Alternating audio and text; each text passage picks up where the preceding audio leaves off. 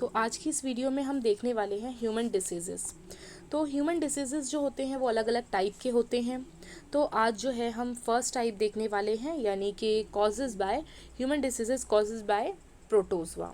तो प्रोटोजवा से होने वाली हम यहाँ पर डिसीजेस देखेंगे।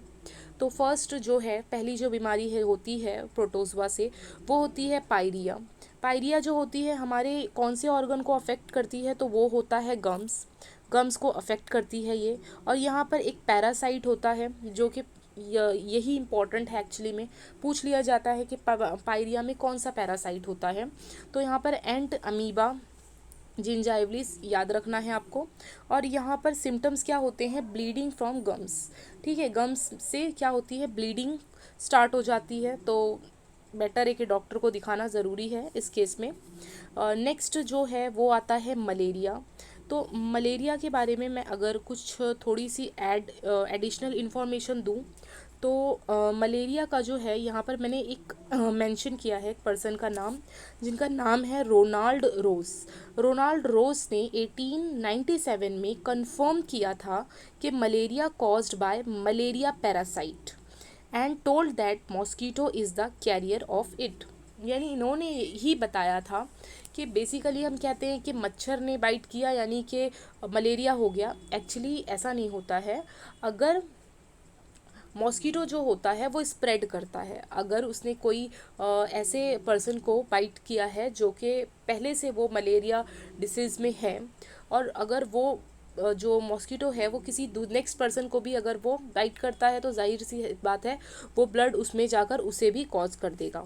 तो यहाँ पर इन्होंने बात बताई। अब दूसरी बात ये है कि यहाँ पर जो मलेरिया के लिए जो मेडिसिन बनाई गई उसका नाम आपको याद रखना है, क्वेनिन।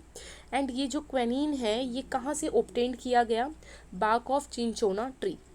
अब यहाँ पर मलेरिया की बात कर लेते हैं। यहाँ पर ये हमारे कौन से ऑर्गन को अफेक्ट करता है, तो ये हमारे रेड ब्लड सेल्स को, ठीक है, आरबीसी यानी रेड ब्लड सेल्स को अफेक्ट करेगा, और हमारे लीवर को अफेक्ट करता है। और यहाँ पर जो पैरासाइट है वो होता है प्लाज्मोडियम। और यहाँ पर जो एज अ कैरियर काम करेगा, जो कि फैलाने का काम करता है, जो कि मॉस्कीटो होता है, एक्चुअली में वो फीमेल मॉस्कीटो होता है। उसका नाम क्या है, एनोफिलीज।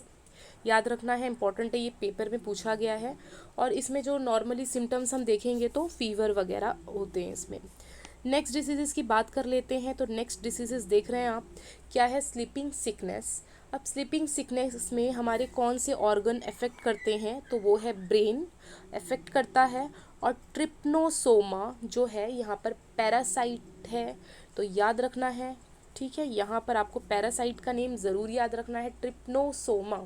सोमा से आप सोना एंड स्लीपिंग से आप रिलेट कर सकते हैं, एस दोनों उसमें आ रहा है, तो इससे इस तरीके से आप याद रख सकते हैं।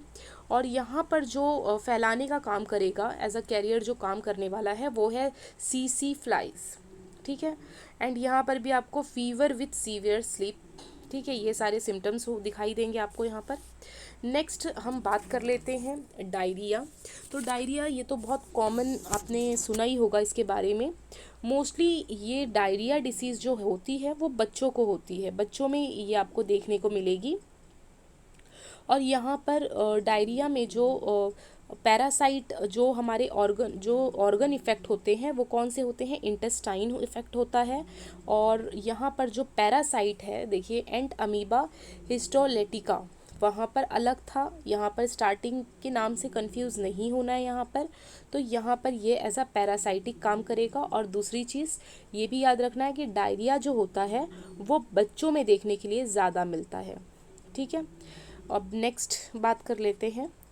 जो हमारी लास्ट है, प्रोटोजवा की लास्ट डिसीजेज है, वो है काला अज़ार। क्या है इसका नाम, काला आज़ार नाम है। तो ये जो होता है यहाँ पर हमारे कौन से ऑर्गन अफेक्ट में आते हैं, तो बोन मैरो, ये याद रखना है, लेस्मीनिया एंड डोनोवनी, ये जो है यहाँ पर एज अ पैरासाइट है।